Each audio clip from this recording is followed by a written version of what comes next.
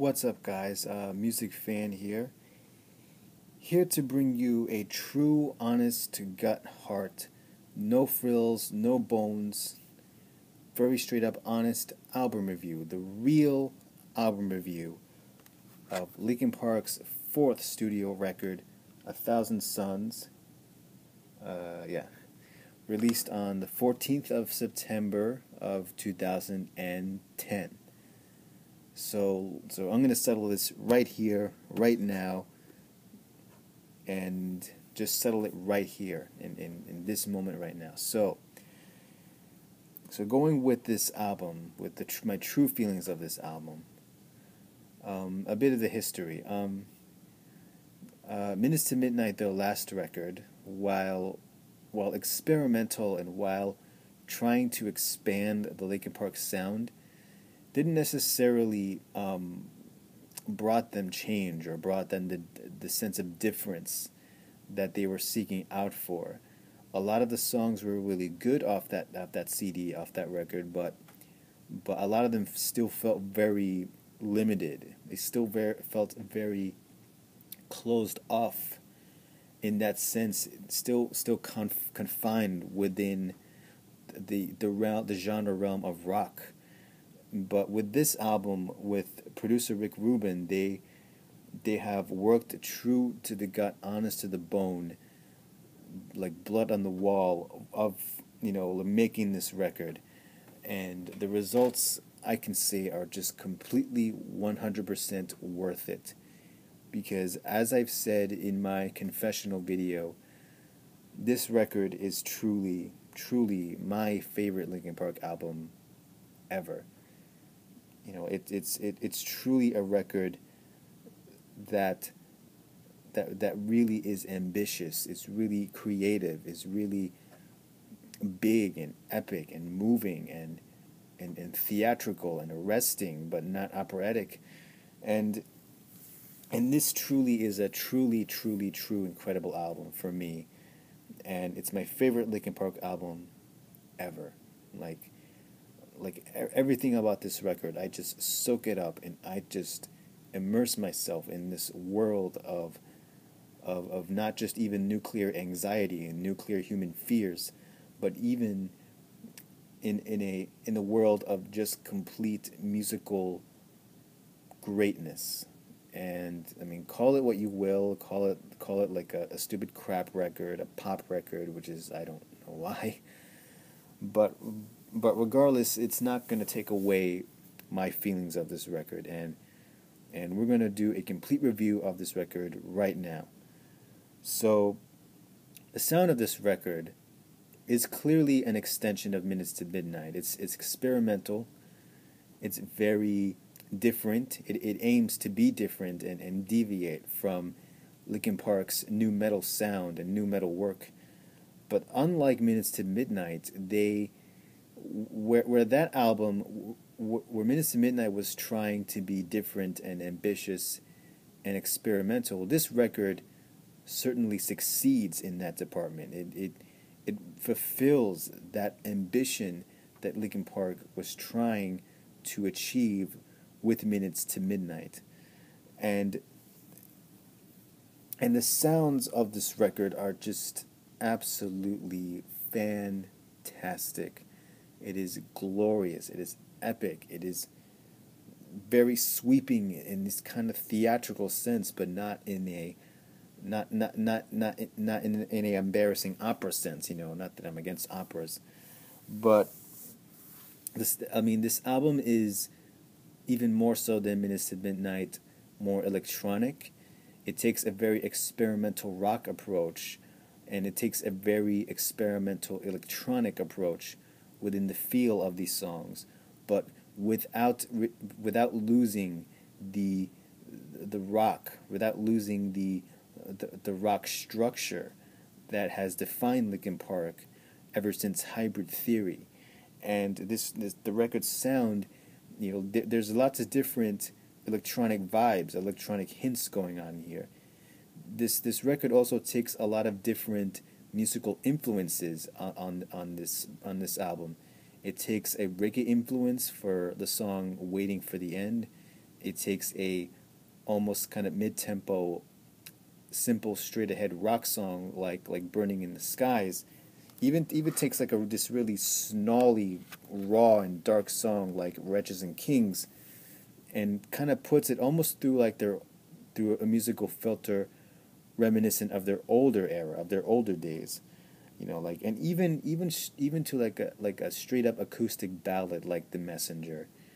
This album, I think, is home to probably the most musically varied and the most musically expansive album that Linkin Park has ever put out to date.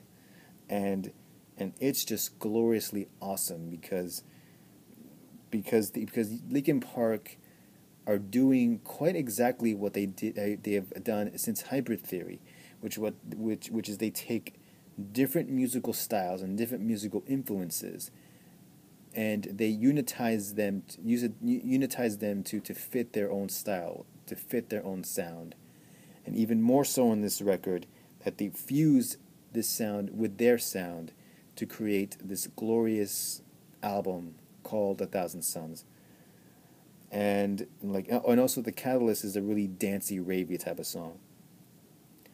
The songwriting off this record is very kind of it's very conceptual. It's Linkin Park's first ever thematic conceptual work in their discography, and the concept of this record is very oblique, is very, very abstract. They don't really kind of explain a narrative or a set of story or a set of characters here, but it's almost as if this album sets a story pattern of this man trying to go through his own personal turmoil, his own nuclear turmoil, and the fear of human technology able to destroy human life as we know it, and surviving this hell, surviving this terrible anxiety, to the point that when you reach a song like "The Messenger," kind of really opens the fact that in the end, despite all these technological advances, we are all still human underneath the machinery, and that love is really what truly separates us from machine. But it's so open ended to the point that you can even fit your own life interpretation within these songs, within this record, and the songwriting is just glorious. I think the only problem I have with the songwriting is the fact that there's even more heavy cussing on this record. They did start to cuss around Minutes to Midnight, but it's not nearly as much. With this record, the cussing is much more so, and I'll actually agree with old school Linkin Park fans that maybe the cussing on this record would be better off if they weren't even there. I think the record would have heightened in appeal, because the cussing on these songs, it just kind of disturbs the flow. They disturb the songs, and I think it would have been better if they kind of cut them out of the record. But then again, who am I to say? So like, this record is just fantastic. I mean, like, you're gonna hear me say this throughout like 5 or 6 different times off this whole review. A Thousand Suns is just incredible. It's amazing. It's epic. It's driving. It's just fantastic. It's Linkin Park's, for me personally, it's Linkin Park's best ever work, and I'm just astounded by what this band can accomplish, especially with Linkin Park, a band not really noted to have ambitious and artistic music up until this point. And it's just incredible that a band like them would create a great work of art like this. But now going into the track by track review. First song, the Requiem. Now, before I get into this, all of the old school Linkin Park fans complain about the shorter songs off this record. The way I personally see it is that they're not much shorter songs, but they are more or less intros, introductions to songs. Like it's very reminiscent of the record Tommy from The Who, where they would have very short songs, but they would serve a point of conveying the narrative of a story, of conveying and pushing along the narrative of the concept. And I think that's what the shorter songs does, is that they serve as as proper introductions in pulling out from the real song previously before it, and and taking us on a journey into the next song, as opposed to just having one song and then the other song starts and then continues.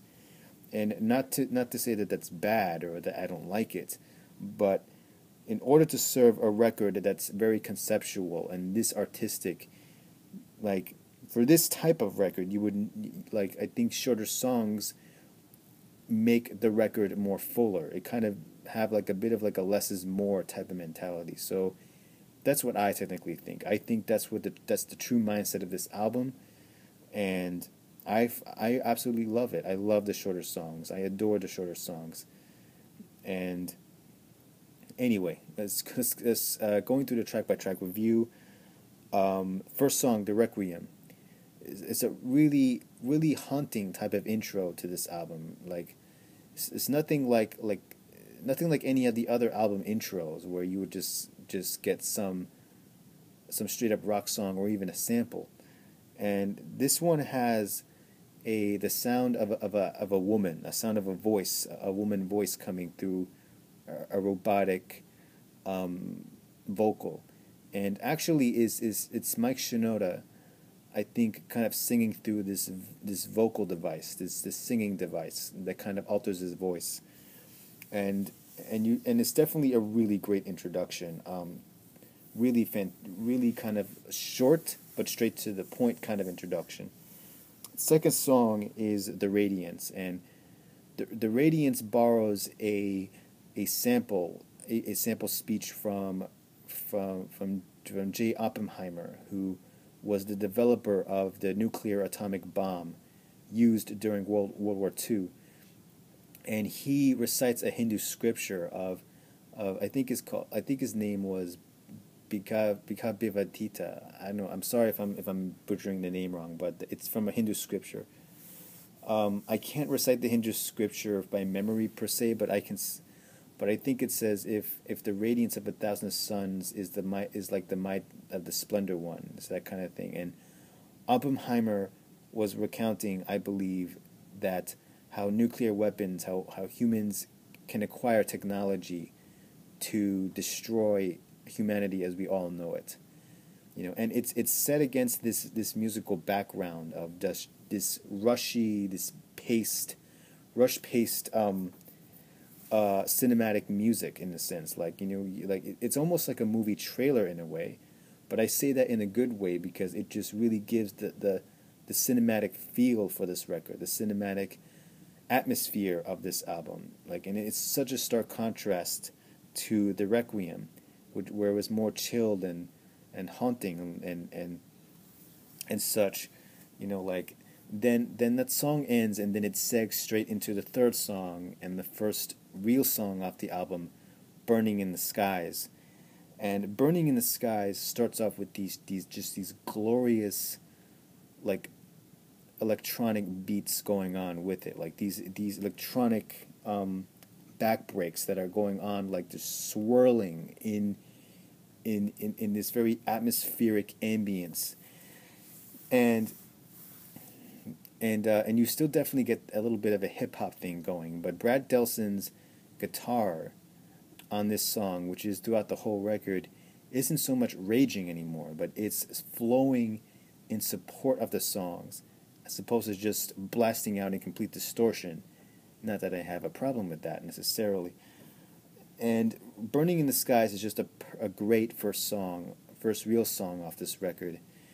And lyrically, it kind of takes a very similar vein to the song What I've Done from Minutes to Midnight. It's a very similar song lyrically. Like I'm swimming through the smoke of bridges I have burned, so don't apologize. I'm losing what I don't deserve.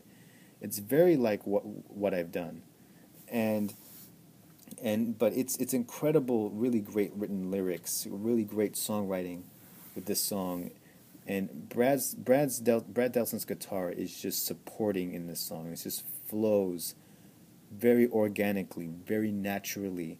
It doesn't sound, they don't sound really forced at all. It's just flowing in support of the song, which in a way kind of gives it more of a power and more of an effectiveness than you would with just a loud distorted guitar. But Burning in the Skies is just an incredible first song, really incredible first song. Fourth track, Empty Spaces, is another short song, and the intro to When They Come For Me. And Empty Spaces is like really short. It has like these, it kind of takes place in the nighttime. It has these sounds of like these soldiers like firing their weapons at the enemy, and like their soldiers shouting out at each other. Like it kind of really creates the tension mood for the fifth song, When They Come For Me. And When They Come For Me is just very fantastic, fan-freaking-tastic. It's just it's another hip hop track by Linkin Park, but it's done through a very different type of perspective. It's done through a different filter. And like it still has a hip hop way, but it's still contrasted with these tribal drums, with these tribal drum playing in there to create this really funky dance type of feel. And Mike Shinoda's rapping returns on this one after Minutes to Midnight, which he has a little less rapping on that record. Here his rapping is actually more evocative of Eminem from the Infinite era, and is very more evocative of that. And he sounds really cool on this one. I actually like his rapping on this one. Now on this song he tells his so-called fans to F off and whatever. And honestly, like I really don't think that Mike Shinoda or the band are necessarily trying to tell their entire old school fan base to screw off. I don't necessarily think so.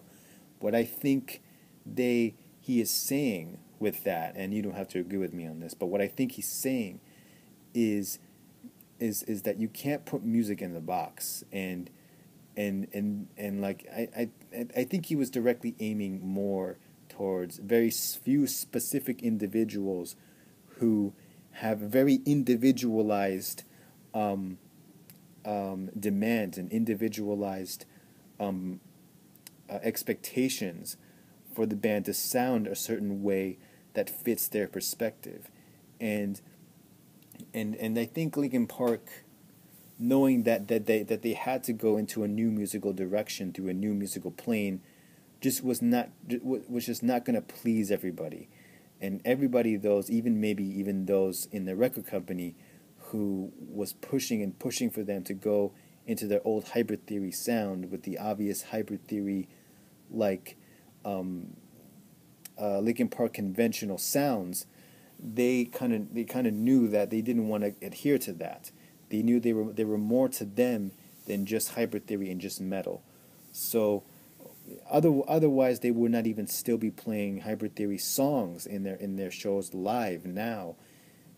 If they were more close-minded, they would just kept playing their newer stuff and just ignored playing all their older stuff entirely. But they're not doing that, So I think it's not so much a throw off to the entire old school fan base. I just happen to think that it's more towards the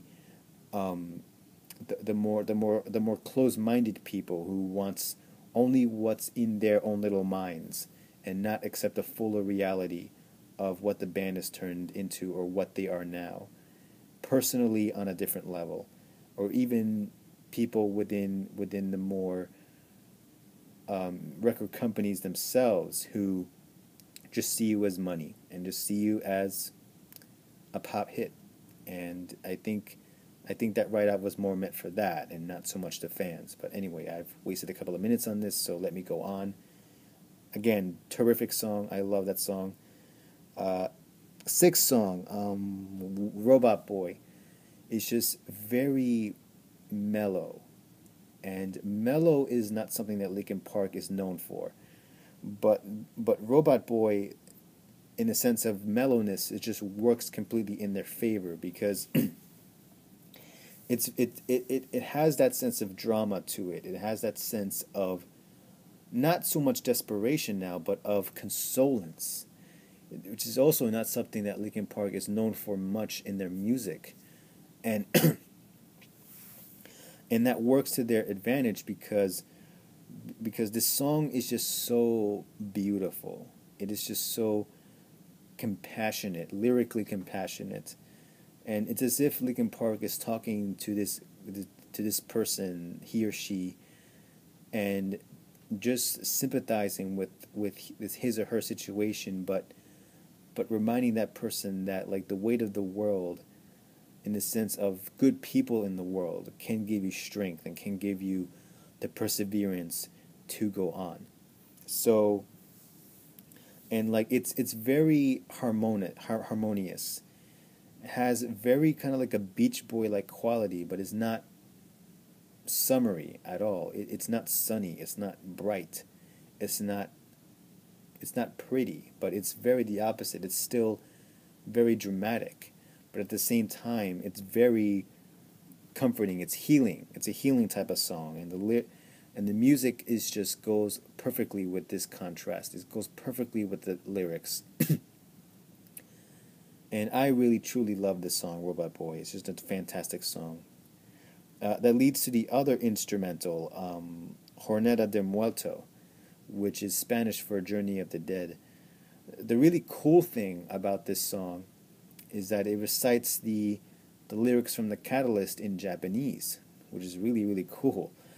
And musically, it really takes a very electronic but still kind of rock approach to this song. Like the song kind of really starts off with Mike Shinoda's really hazy singing, hazy vocals, but they then give way to this guitar climax, to this keyboard guitar climax that ends up that short song. Really, really interesting, really great song, Jornada de Muerto.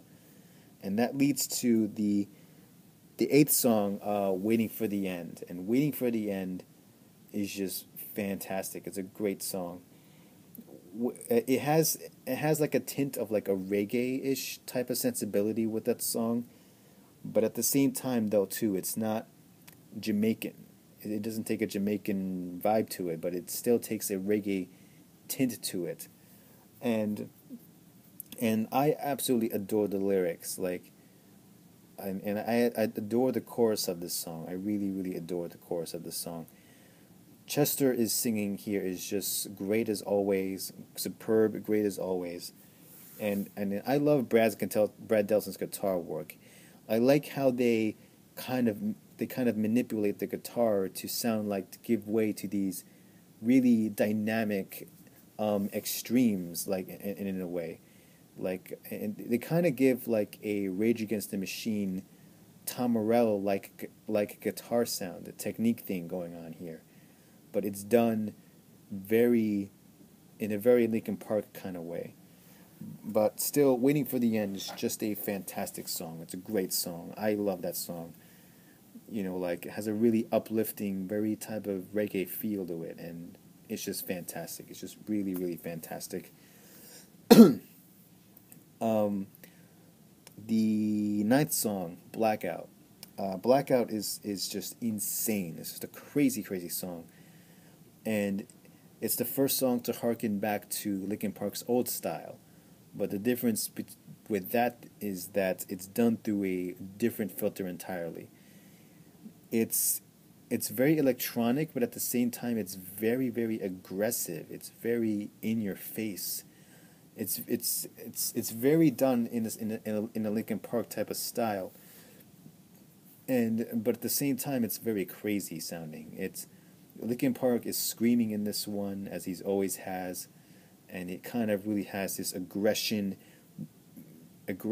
to it. But at the same time, the the music here is just very bouncy. It's just really dancey, and contrasting with this aggressiveness really creates this unique feeling to it. And the ending off to this song is just fantastic. Mike Shinoda singing the last verses of the song, and then him and Chester vocalizing with each other, like very reminiscent of the past, and just ending with this fantastic climax at the end. And it's very Radioheadish. It's a very Radiohead meets Nine Inch Nails meets Linkin Park type of style, but it's just fantastic. I love this song. I really love this song. 10th song, Wretches and Kings. Wretches and Kings is like an even crazier song than Blackout. And it's probably the most hip-hop sounding song off the record. And it starts off with this speech of a workers' rights activist called Mario Savio, and in the 1960s, where he was when he was declaring of how badly the workers were how poor the workers were in those days. And it just gives way to this really mad, driving guitar sound coming from Brad Delson. Actually, is Brad Delson's guitar playing chopped up into bits and pieces and filtered through a electronic sampling device by Mike Shinoda, and then rearranged and put in an order that really creates this really mad, crazy feel with this song. It's just mind-blowing to me. And you get these hard, thick, heavy hip-hop beats like blasting through your ears, through the headphones. And Mike Shinoda raps here, again, like in When They Come For Me. And his rapping is just volatile. It's very in your face. It's very, very a hint of aggressiveness to them. And it's such a stark contrast with Minutes to Midnight, and it's just more epic, and it's just a fantastic, amazing song. It's just mad, and it's like Blackout. It really harkens back to their old style, really, really well, while charting it in a very different new direction. And plus, it's just a great, awesome song.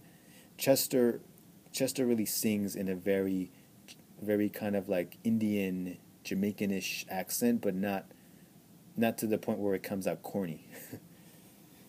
So Wretches and Kings, great, crazy, crazy, great song. 11th song, Wisdom, Justice, and Love, is very haunting.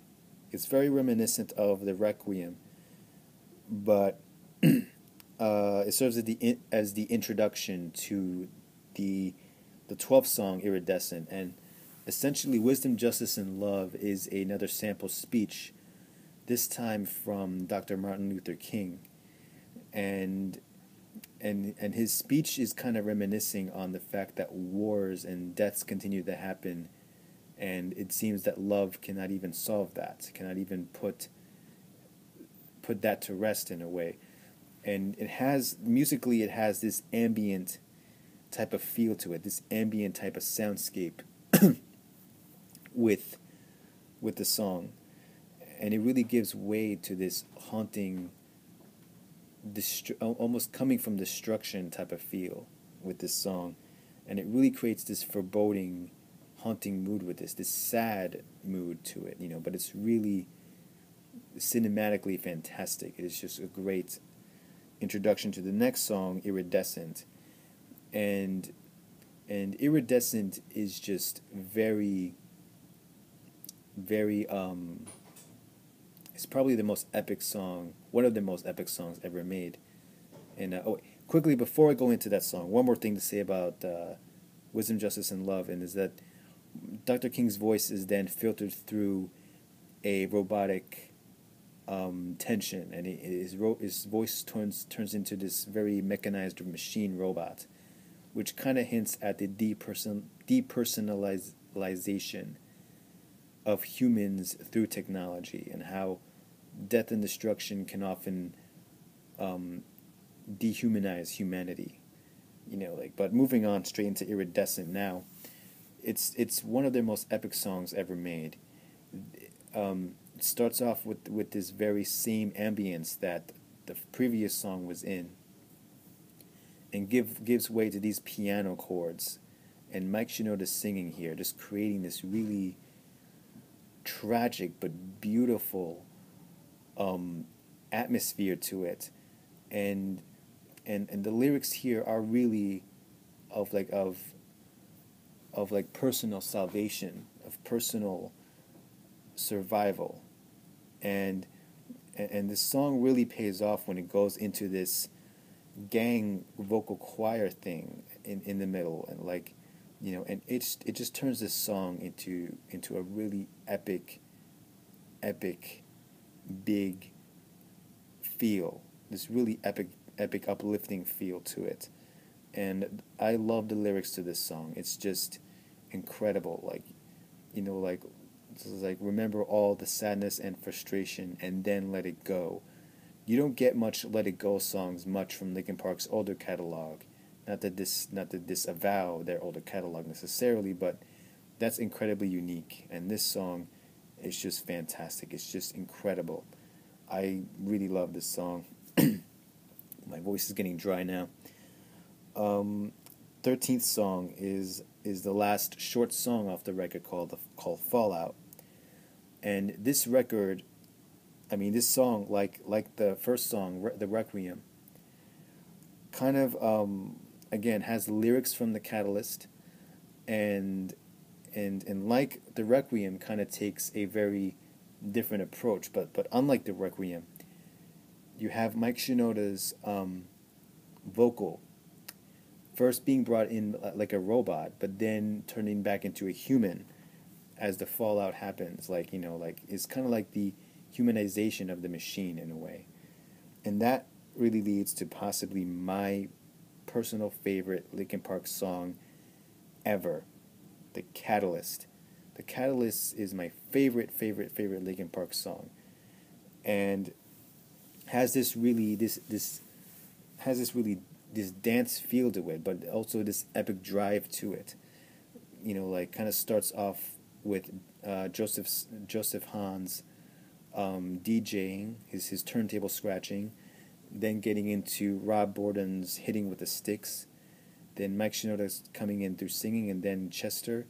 Then the rest of the band starts in and then gives way to this electronic, techno, but still epic rock type of drive to it. It's very experimental, epic rock.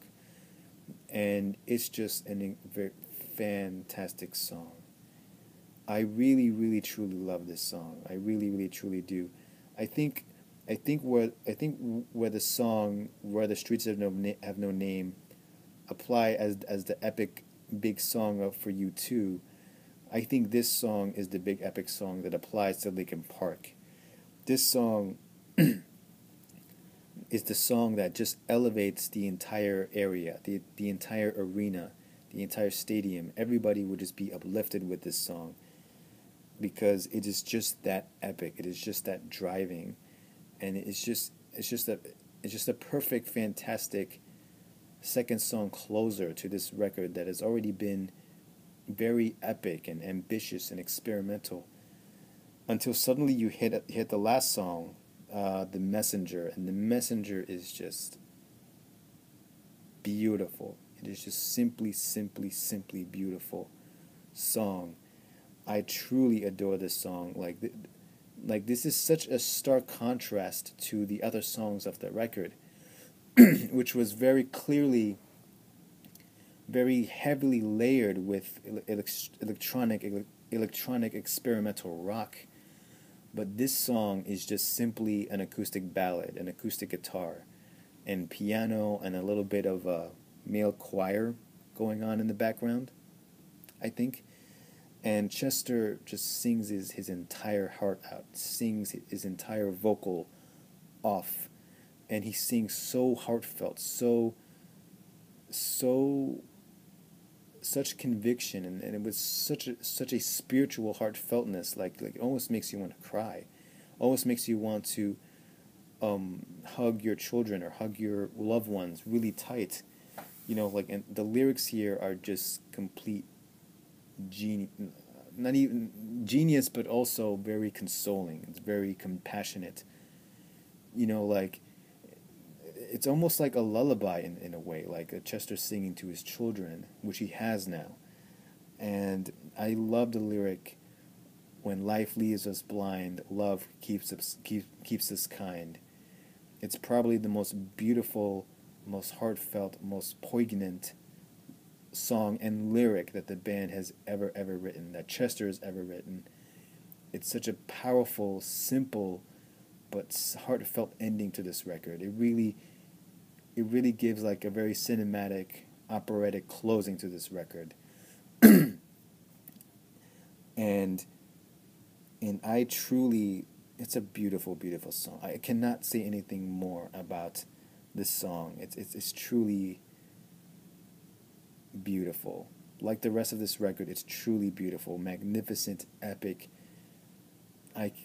That's just entirely it. My voice is getting coarse now. Anyway, quickly going to the 4-point grading system for this record.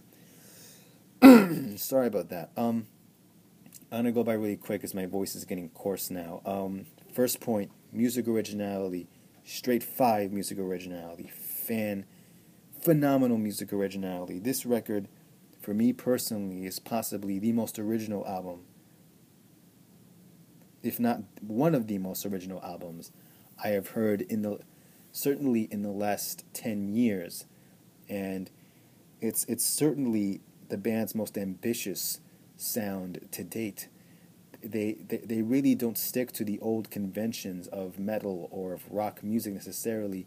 They still retain the rock, but they break down all the other barriers, and they kind of like then scatter them all around, and they kind of work to create this beautiful, this hard hitting, this haunting, this evocative but very experimental sound that no one else has even at the very least the last 10 years has even managed to create or managed to build. And the sounds of this album is just purely fantastic, purely superb. Straight 5 out of 5 for originality. Songwriting here is also very, very excellent. Songwriting here is very excellent. Despite the fact that the lyrical nature of this album is very oblique and very abstract, you can then apply your own particular perspective on the story of these songs, and the concept of this record, that is very fearful of nuclear anxiety, but because of our human determination to survive, our human determination to have hope and love, we can always survive even the worst things that humanity can throw at us. And the lyrics are not always particularly genius, especially with the cussing of this record, which kind of really drives it down a point for me, but it's still no less awesome for me. 4.5 out of 5 for the songwriting. Likability, straight 5. Likability for me. This record, ever since I first bought this record 3 years ago, I have listened to this record non-stop. I still listen to it now. It's a record that takes me in the Requiem and just holds me straight through on the rest of the songs, and straight into right until it ends on The Messenger.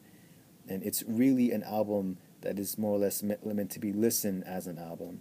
It's not a collection of songs. It's not a collection of radio hit singles like a ton of the more vocal old school fans claim that it is, but it's really not. And it's really like the band were really trying to work within the format of creating an album, of creating a beginning and an end to a record, which is really, even in today's musical climate, is just very, very scarce, which is something I will get into once I finish the review. So, straight 5 out of 5 for likability. I listen to this album all the time. It just, when I put it on, it just grabs me and takes me on this glorious ride throughout the whole thing. Even going through the songs by individually just takes me on this incredible journey of epicness, of creativity, of artistic expression, and I just cannot get enough of this record. I really cannot. And as for the album as a whole, you guys know it, and this record is not necessarily perfect. I'm not claiming that this record is immaculate or any more immaculate than Dark Side of the Moon is, because as ambitious and as sprawling as this record is, it by no means will ever touch Dark Side of the Moon. Not even a chance of touching Dark Side of the Moon. Ever. But in the case of Linkin Park, in their own discography, in their own sound, this record is very beautiful. It's a very fantastic, great, fantastically done, fantastically ambitious, fantastically artistic album. It is a great, incredible album for me, and I cannot express of how much I love this record. I truly, truly love this record. I truly love this album. It is experimental. I could go on and on and on all night if I have to. Like, it's probably even almost 1 o'clock in the morning by now, but I'm not caring much because I really, truly, genuinely love this record. I deem it to be Linkin Park's best ever work, best ever album ever to date, best musical work to date. And I truly, truly believe that 5 out of 5 for this record, despite its imperfections, which is truly has quite a few imperfections. I'm not claiming that this record is perfect, or that if you don't get this record, then something is wrong with you. I'm not saying with that, but despite its flaws there and all, it's still an incredible, incredible record. It's still an incredible album. I love this record. I love Linkin Park for making this record. And I am literally out of breath right now. I really can't say anymore. 1,000 Suns, Linkin Park, fantastic record, fantastic album. Like, great work from the band, Chester, Mike, Phoenix, Brad, and Rob. You guys have outdone yourselves with this record. I truly thank you for creating this record that is really speaks to the times that we live right now. The economy, wars going on in the world, tragedy, all sorts of heavy, different stuff that is going on in reality. And even though if this record doesn't or hasn't won any awards, which I personally think should have won an album of the year kind of thing, because I don't know why, but that's just me. Even though if it doesn't receive the proper recognition that it so rightfully deserves, it's still a fantastic album nonetheless. I still love this record. This is a fantastic record. I really, truly love this record, and I can't say any more. Thank you, Linkin Park, for creating this epic masterpiece. I know there are tons of old school Linkin Park fans that are looking at me really crazy, like looking with like redness in their eyes, and they're just like saying like, music fan, how dare you? Like, Hyper Theory is better than this. But I love Hyper Theory too, but I really, really, really do. But this record is just indescribably indescribable. That's all I can really say about this record. That's all I have to say, guys. I really have been wanting to make this review for quite a while, and I'm really glad that I've done it. So, yeah. Mr. Music Fan, 1,000 Suns, Linkin Park, epic masterpiece, epic record, great record, and their best work ever. Comments on the comment section down below, as I'm sure you all are going to want to say something. Tell me what you think.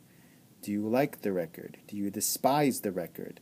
Do you despise my review of this record? And any sort of constructive criticism that you might have, please, by all means, leave it on the comment section below. Tell me what you think. And I've already given you what I think. Tell me what you think. And that's all I can say. That's all I can really say. 1,000 Suns, Linkin Park, Mr. Music Fan. See you guys later. Same channel, same place. Take care, guys.